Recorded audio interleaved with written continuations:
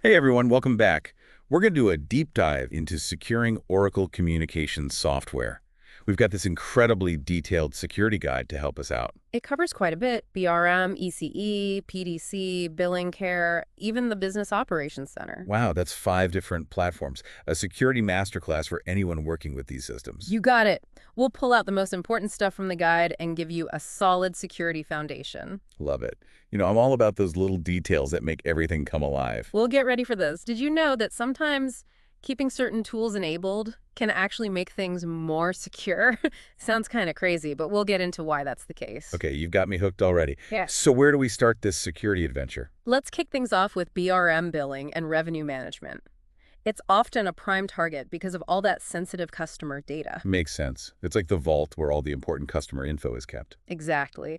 And the guide really emphasizes this layered security approach, starting with the basics, like keeping your BRM software up to date along with all its dependencies. So it's like making sure your digital house has the latest locks, alarms, and maybe even some reinforced windows. Exactly, because those dependencies, especially the security-related ones, are often overlooked.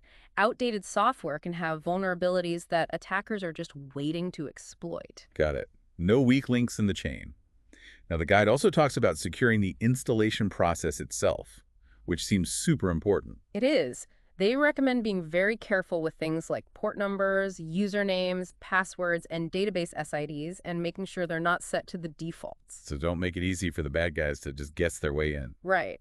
And they emphasize using a dedicated account just for BRM, no sharing with other software, and definitely no root access privileges. Smart move. Minimizing the attack surface, keeping those admin powers under tight control. Precisely. Now, here's where it gets interesting. The guide actually advises against disabling X windows for BRM. Really, I would have thought disabling anything that seems risky would be a good thing. It's one of those things that seems counterintuitive. But X Windows is needed for local administration and can be a lifesaver if you need to troubleshoot something. Disabling it could actually make things less secure by limiting your ability to quickly diagnose and fix problems. Okay, so sometimes keeping certain tools enabled, even if they seem a bit risky on the surface, can actually improve your overall security. Absolutely. It's a balancing act between convenience and security. Another important point is the principle of least privilege. Only give users the access they absolutely need to do their jobs. No more, no less. And it's not just about setting those privileges initially. It's about regularly reviewing and adjusting them as people's roles and responsibilities change. You got it. The guide also digs into the specific security features that are built into BRM, which you should definitely take advantage of. Things like robust logging, auditing, and encryption capabilities. The BRN comes with its own set of security tools. We just need to make sure we're using them effectively. Right. And that's where this guide is so helpful. It provides a roadmap for implementing those features and making your BRM system as secure as possible. Great. Now, the guide also mentions the importance of protecting sensitive customer data, things like credit card numbers. What are some of the best practices for that? They recommend a multi-layered approach. First, encrypting sensitive data both at rest and in transit is crucial. It's like putting that information in a locked safe and then transporting it in an armored vehicle. I love that analogy. So encryption is like a double lock on that valuable information. Exactly.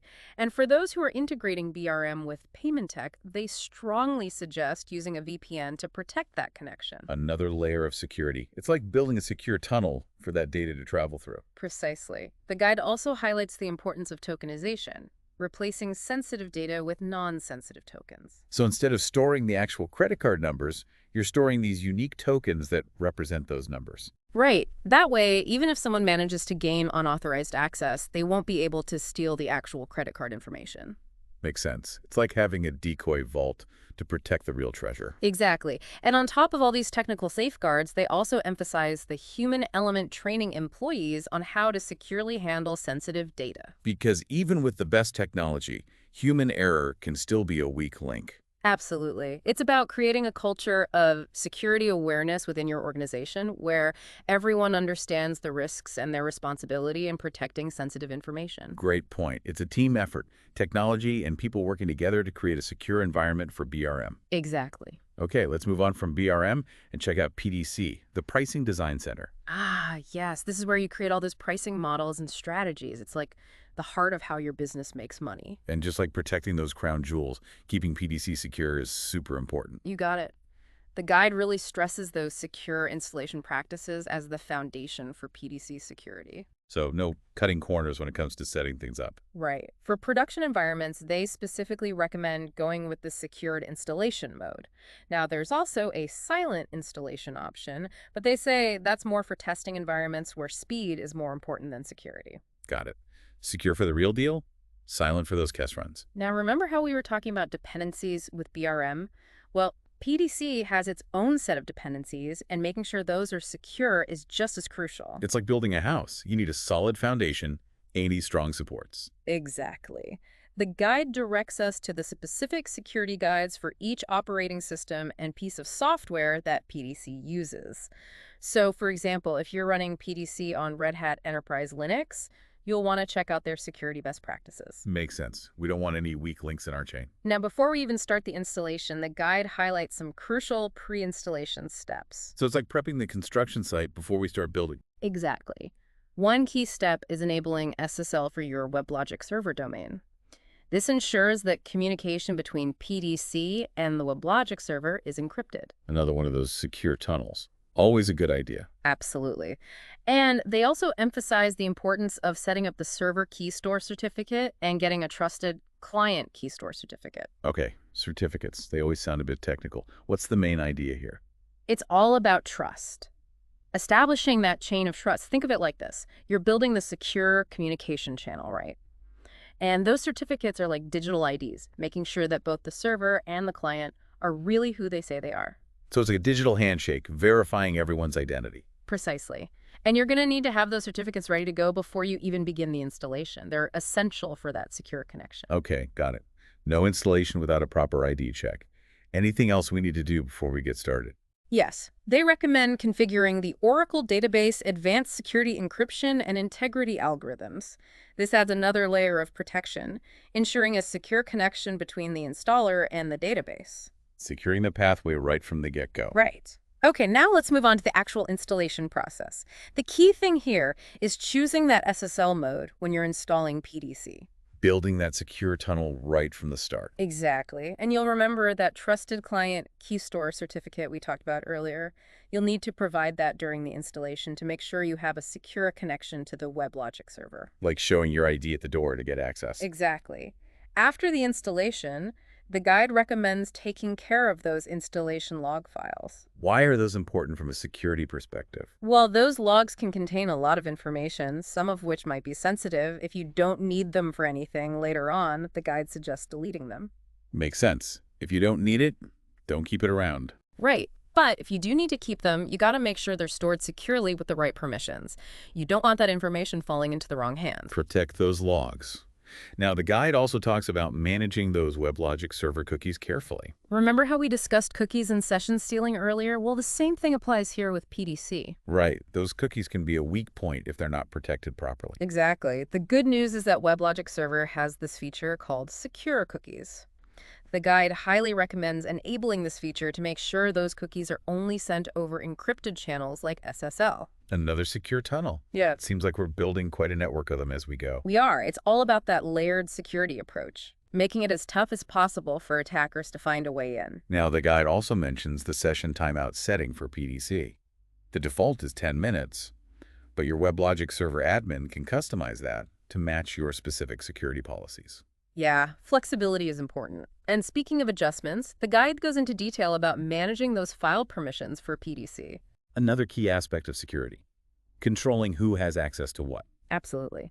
The good news is that those installed files come with really restrictive permissions by default. That's good. It's a secure starting point. It is. And while your WebLogic server admin can adjust those permissions, the recommendation is to keep things as restrictive as possible. Only grant access if it's absolutely necessary. The principle of least privilege again. Seems like a golden rule of security. It is. Now, even uninstalling PDC has some security implications. Oh, really? I wouldn't have thought about that. The main thing is that certain files might stick around even after you've uninstalled PDC. Like what kind of files? Things like those install logs and a file called data.properties. It's used to automatically fill in data if you reinstall PDC. The guide recommends deleting those files if you don't need them, or if you do need to keep them, make sure they're protected properly. So it's like cleaning up the construction site after the building is done. Exactly. Now let's talk passwords. PDC uses something called wallets to store sensitive password information. Wallets. That sounds interesting. Think of them like secure containers that hold all those passwords for different parts of the system. Things like the WebLogic server domain, the PDC user, the cross-reference database, and even the BRM database if you're using the BRM integration pack. So like a central secure storage spot for all those critical passwords. Exactly. And the guide provides instructions on how to change the passwords that are stored in a wallet. It involves manually encrypting the new password and then updating the entry in the appropriate wallet. So it's a little more complicated than just clicking change password, but it's good to know they have the process documented. Absolutely. Now, PDC also uses Oracle Identity Management, or IDM, for authentication and authorization. IDM, that sounds familiar. We talked about that with BRM. We did. It's a really powerful way to manage who has access to PDC and what they can do once they're in. PDC specifically uses IDM to authenticate users against a directory service like Oracle Unified Directory. So verifying their identity before they even get in the door. Exactly. And once they're in, IDM takes over to control their access based on their assigned roles and permissions. So different people have different levels of access depending on their responsibilities. Right. PDC has a number of predefined roles, each with its own set of permissions. For example, the pricing design admin has complete control over importing and exporting all those pricing and setup components. So they got the keys to the kingdom. Right. Then there's the pricing analyst. They can only import pricing components, but can export both pricing and setup components. Okay, so they have a bit more limited scope. Then we've got the pricing reviewer. They can only export components, no importing for them. Their focus is on reviewing and analyzing those existing pricing structures. Got it. So it's kind of a hierarchy of roles with varying levels of access. And then we have the migration admin, who handles data migrations between the BRM database and the PDC database. That's a really specific role for a very sensitive task. Makes sense. Yeah. And finally, there's the JD group role. They can manually trigger the job dispatcher. Right. That's one of those behind-the-scenes roles that keeps everything running smoothly within PDC. Okay, so we have a whole cast of characters here with different roles and permissions. And IDM is like the director, making sure everyone stays in their lane within PDC. Now, the guide then goes on to provide detailed instructions on how to configure authentication and authorization using Oracle Identity Manager, or OIM. It can get a bit technical, but it's absolutely essential for setting up a secure PDC environment. The guide walks us through configuring OIM in WebLogic Server, adding those users and assigning roles within OIM, and then verifying that everything is working as it should be. So a step-by-step guide to get that IDM integration up and running. Exactly. We've covered a lot of ground with PDC, but we still have 3 more systems to go. On to the next one. What security adventures await us in the realm of ECE? Okay, let's jump into ECE, the Elastic Charging Engine. This is where all the real-time charging and policy control magic happens. Yeah. It's really a key part of so many businesses. And of course, with great power comes a great need for security. You said it. The guide really emphasizes how important it is to deploy ECE in a really secure environment, thinking about both physical and network security. So not just protecting the software itself, but also the hardware and network it runs on. Exactly. Think about security in layers. Physical safeguards like secure server rooms, network security measures like firewalls, intrusion detection systems, and then, of course, securing the ECE software itself. Makes sense. Like a fortress with multiple layers of defense. Right. Now let's focus on the ECE security model itself. One key area is JMX security, Java Management Extensions. JMX. That rings a bell. Didn't we run into that with one of the other platforms? Yeah, we did. It's a powerful tool for monitoring and managing Java applications. But if it's not secured properly, it can also be an entry point for attackers. It's like a backdoor that needs to be locked up tight. Exactly. The guide says that ECE requires JMX clients to provide a username and password for authentication. Another layer of protection, like having a security guard at that backdoor. Right. And the guide also mentions something called an authorized host list. What's that all about? It's a mechanism that limits which hosts can actually join the ECE coherence cluster. You can think of it like a guest list for a really exclusive party. So even if someone has the right credentials, they can't join the cluster unless they're on the list. Right. And to make things even more secure, ECE uses coherence node authentication. Okay, what does that mean? Well, each ECE node has to actually authenticate itself before it can join the coherence cluster. kind of like showing your ID card to prove you belong there. So a double check to make sure only the legitimate nodes get in? Exactly. And all the communication that happens between those ECE nodes, it's all encrypted using SSL. Another one of those secure tunnels. They really are everywhere. They are. It's all about protecting that data while it's moving around, making sure it can't be intercepted. Okay, let's talk about installing ECE securely. Mm-hmm. What are the key things to keep in mind?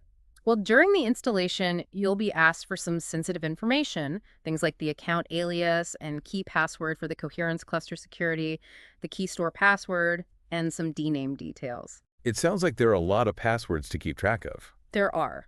The guide really stresses how important it is to store this information securely.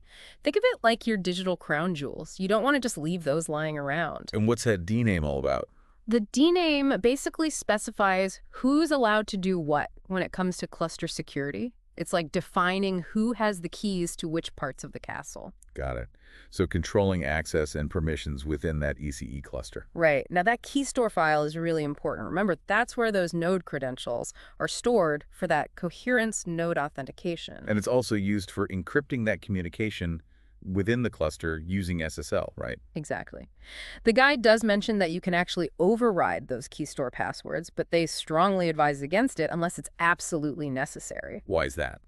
Well, overriding those default settings can sometimes make things more complicated and potentially introduce security vulnerabilities. It's kind of like trying to rewire a system that's already secure. You could accidentally create a weakness. Makes sense. Stick with the defaults unless you have a really good reason not to. Right. Okay, let's circle back to JMX security for a minute. The guide explains how to secure JMX by setting some specific system parameters. So adding those extra locks to the back door. Right. You need to enable authentication for JMX connections and then specify where that password file is located. And they recommend storing that password file somewhere outside of the ECE installation directory.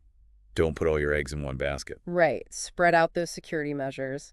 Make it harder for attackers to get everything. Got it. Now, the guide also lists some post-installation security tasks for ECE. What are those? They suggest double-checking that permissions.xml file to make sure the DNAME information matches what you set during installation. Because that DNAME controls all those cluster security authorizations. Exactly. And you also want to verify that those authenticated users actually have all the access rights they need. So the ones who've passed the authentication checks should have full access to all of ECE's resources. Precisely. And they point out that there's a potential conflict between two system properties, secure.access.name and tangasol.coherence.security. You need to make sure those properties are set up correctly to avoid any issues. It sounds like a bit of a balancing act. It is, but the guide provides clear instructions on how to configure those properties the right way. Okay, we've covered a ton with ECE. What's next on our security checklist? Let's shift gears to billing care. That's the system your CSRs use day in and day out to interact with your customers. Billing care. That's where the customer interactions happen, where the rubber meets the road. Right. And because billing care handles so much sensitive customer data, secure installation is absolutely critical. So starting things off right, security-wise. Exactly. One of the first things they recommend is encrypting certain entries in the infranet.properties file. What kind of entries? The guide specifically mentions OAP entries, which contain sensitive info related to connecting to the BRM system. So we need to encrypt those entries to protect that connection information. Right. And while we're on the topic of encryption, they also talk about securing those WebLogic server cookies. Remember, cookies can be vulnerable to session stealing if they're not properly protected. Right. How do we make sure those billing care cookies are only sent over secure channels? The guide recommends setting the secure cookie variable to true in the plan.xml file. This will ensure that cookies are only sent over encrypted channels like SSL. Another one of those secure tunnels. We're really building a whole network of them to protect this system. Exactly. We're creating layers of security, making it much harder for attackers to get in. Got it. Now, the guide goes into detail about implementing billing care's specific security features, starting with the Identity Management Suite, or IDM. Right. IDM gives you all those authentication, authorization, and auditing capabilities. It's a really comprehensive security solution. So it's like having a whole security team built into billing care. Exactly. Yeah. IDM handles everything. Verifying user identities, controlling what they can access, and even keeping track of their activities. It sounds like a must-have for any billing care setup. It really is. The guide walks us through the key aspects of IDM, starting with authentication. Which is all about confirming that users are who they say they are. Right.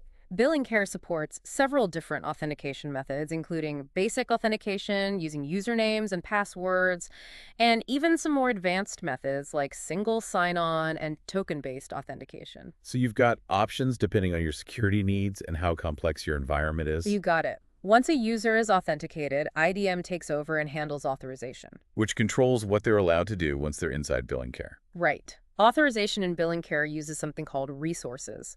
They represent specific functions or data within the system, things like viewing customer account info, making payments, and so on. Okay, so it's a granular way to define what users can and can't do. Exactly. And IDM uses policies to determine which users are allowed to access which resources. So you can create different policies for different roles, tailoring those permissions to specific responsibilities. Precisely. IDM also has these transaction limits to put a cap on the amount of money involved in certain types of transactions. So you can set limits on things like payments, refunds, and adjustments to help prevent fraud and minimize the impact of unauthorized activity. Right. And don't forget about auditing. IDM keeps a detailed audit trail of everything users do within billing care. It gives you a record of who did what and when. Crucial for accountability and investigating anything suspicious. Absolutely. The guide also mentions a bit about developing secure applications for billing care. Developers need to be aware of those billing care security rules and make sure their applications follow them. So security is everyone's responsibility, even for developers creating custom applications. Right. They should be using the existing security frameworks provided in the billing care SDK. They've already been checked and are designed with security in mind. Okay, we've gone over a lot with billing care. What's our last stop? Last but not least, we'll look at the Business Operations Center, which gives you that central view of your business operations. So it's like the command center, pulling in data from different places to give you that big picture. Exactly. And because it has access to so much sensitive data, security is paramount. Makes sense, like protecting the brain of the whole operation. The guide starts by emphasizing those secure installation practices for the Business Operations Center. Then it dives into how to actually implement security, starting with Identity and Access Management, or IAM. IAM, haven't we seen that before? We have. Business Operations Center uses the same Oracle Identity and Access Management components as billing care. So we can just reuse the policies, roles, and permissions we already set up. Right. It's about consistency, creating a unified security model across your whole Oracle communications ecosystem. Are there any specific security considerations for Business Operations Center? The guide does highlight a few, starting with the authentication process. Business Operations Center offers a variety of authentication options, including basic authentication, single sign-on, and even two-factor authentication. So range of choices based on what you need. Yep. And once a user is authenticated, IAM takes over to handle authorization, just like with billing care. It uses resources and policies to control access within the system. So similar ideas, but applied to the Business Operations Center. Right. The guide actually provides a really detailed table that lists all the resource types, resources, and actions that you can use for Business Operations Center authorization policies. And it points us to a specific authorization policy component file called system-jazz-data.xml. That file defines all those resources and actions. So that's where we go to fine-tune all those authorization settings. Exactly. And it even includes some sample authorization policies to get you started. Nice. How do we create authorization policies just for Business Operations Center? The guide walks us through importing the Business Operations Center authorization policy component file into Oracle Platform Security Services, or OPSS. We're loading up those predefined resources and actions into OPSS. Right, and then you can use OPSS to map those resources and actions to specific roles or users, just like we did for billing care. It's all coming together now. One unified approach to security across these platforms. Exactly, and don't forget to redeploy any changes you make in OPSS so they actually take effect. Okay, we finally reached the end of our security adventure. What are the big takeaways from this whole deep dive? Well, we've explored the security considerations for 5 different Oracle communication systems. The main takeaway is that security has many sides. It's about those secure installation practices, having strong passwords, managing user permissions, using encryption to protect sensitive data, and really utilizing each system's security features to your advantage. And it's also about staying in the loop about those latest security threats and best practices. Make sure those systems are always updated with the latest security patches. You got it. Security isn't a one-time thing. It's a constant process. You've got to be on your toes, adapting as those threats change. And let's not forget about the human factor. Build a culture where everyone is security conscious. Right. Encourage your team to be vigilant, report any suspicious activity, and follow all those best practices we discussed. It's a group effort, tech and people working together to create a truly secure environment. Absolutely. So to all our listeners out there, we hope this deep dive has given you the knowledge and the tools you need to keep your Oracle communication systems safe and secure. Remember, a secure system is a happy system, and a happy system means a happy business. Stay safe, stay secure, and keep those systems running smoothly.